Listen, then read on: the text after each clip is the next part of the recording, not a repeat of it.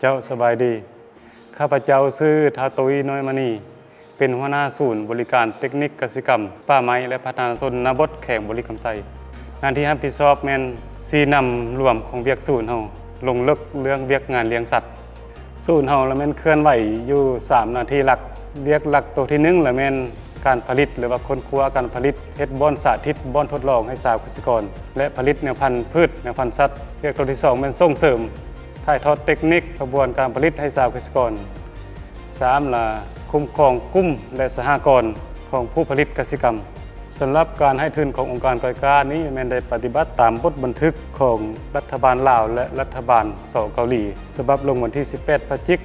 น2021โดยเพิ่นมอบให้ศูนย์หรือว่าศูนย์แข่งกำไสนี้เป็นงบประมาณที่ช่วยเหลือจำนวน$600,000สหรัฐจำนวน$600,000นี้เพิ่นได้แบ่งเป็นให้แข่งและให้สถานีคันเมืองสำหรับศูนย์ของแข่งแม่นได้งบประมาณอยู่$453,000สหรัฐสำหรับเมือง3เมืองที่เป็นเมืองเป้าหมายของโครงการแม่นได้รับเมืองละ$50,000สหรัฐศูนย์ของแข่งเฮาเนาะที่เพิ่นช่วยเหลือและเพิ่นให้นี่ล่ะแม่นอันที่1ล่ะแม่นปรับปรุงหรือว่าก่อสร้างโครงการจำนวน1หลังที่ใช้เป็นห้องฝึกอบรมและห้องวิจัย2แล้วก็สร้างตลาดตัวที่3ล่ะแม่นติดตั้งระบบชลประทานโดยใช้ไฟฟ้าแสงอาทิตย์หรือว่าโซลาร์เซลล์ตัวที่4ล่ะสนองอุปกรณ์ผสมพันธุ์เทียมงัวควาย5ล่ะปรับปรุงคอกงัวและสร้างทุ่งหญ้ากิจกรรมตัวที่6ล่ะเป็นสร้างเรือนห่มและเรือนกาเบียไม่ให้มาก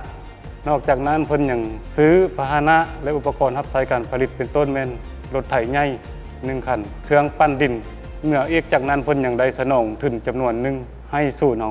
เป็นทุนหมุนเวียนเฮ็ดการผลิตเป็นต้นแม่นสนองแนวพันธุ์ปลาแนวพันธุ์ข้าวแนวพันธุ์พืชผักและอาหารสัตว์ที่มาเฮ็ดการผลิตเฮาภายในศูนย์สำหรับแผนนำใช้ศูนย์เนาะหรือว่าอุปกรณ์ที่ทางโครงการช่วยเหลือนี้นั่นนึงละแม่นห้องการเนาะห้องการนี่อันที่1ละแม่นใช้เป็นบ่อนฝึกอบรมเป็นบ่อนเฮ็ดเวียกของพนักงานเฮาเป็นบ่อนไว้อุปกรณ์รับใช้ผสมพันธุ์เทียมงัวควายตัวที่2นั่นก็คือตลาดนี่ตลาดมันเป็นบ่อนขายผลผลิตกสิกรรมสำหรับกลุ่มเป้าหมายขายผลผลิตนี่อันนึงแม่นเฮาผลิตภายในศูนย์นี่จะเอาไปขายอยู่ในตลาดอันที่2เป็นบรรดากลุ่มการผลิตคือ7บ้านหรือว่า7กลุ่มการผลิตกสิกรรมอ้อมข้างเมืองปักสันนี่นะแม่นจะได้มาวางจำหน่ายผลผลิตกสิกรรมอยู่ในตลาดทางนี้ตัวที่3สำหรับชนประทานที่ใช้ไฟฟ้าโซลาร์เซลล์นี้เนาะเฮ็ดการผลิตอยู่นี่เป็นต้นมันใช้ในการเฮ็ดนาหดทุ่งหญ้าหดสวนไม้ให้มากและใช้หนองปลานอกจากนั้นยังเฮ็ดเป็นระบบสปริงเกอร์หดสวนพืชผักเฮาตัวที่4สำหรับอุปกรณ์ผสมพันธุ์เทียมงัวควายนี่เนาะจะผสมเทียมงัวควายอยู่ในศูนย์เฮานี้ตัวที่2บริการให้กลุ่มเป้าหมายก็คือฟาร์มเลี้ยงงัวควายของชาวเกษตรกรในจำนวน52บ้านในเมืองปักสันนี้นอกจากนั้นก็ยังจะขยายไปผสมให้ชาวเกษตรกรในบรรดาเมืองต่างๆอยู่ในแขกเฮาในก็7เมืองเป็นจุดซุ่มซักมันสิซุ่มใส่3เมืองที่โครงการเฮาได้ช่วยเหลือนี่ก็คือเมืองคำเกิดเมืองเวียงทองและเมืองบริคันส่วนเฮือนห่มและแม้นจะได้ใช้ในการปลูกผักเฮ็ดเป็นการผลิตภายในศูนย์เนาะพร้อมทั้งเป็นบ่อนสาธิตให้ชาวเกษตรกรหลังจากปลูกอบรมแม่นจะไปเบิ่งบ่อนการผลิตเฮาก็คือพืชผักนี่เนาะเคียงคู่กันนั้นก็มีเฮือนห่มซ้ำเบี้ยไม้ให้มากหรือยางพารา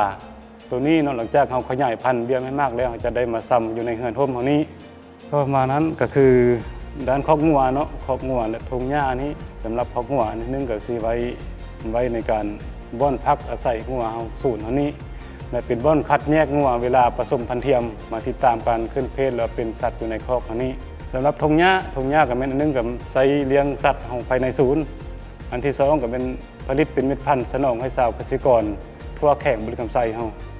สำหรับประชาชนที่มีส่วนร่วมหรือมาทัศนะหรือมา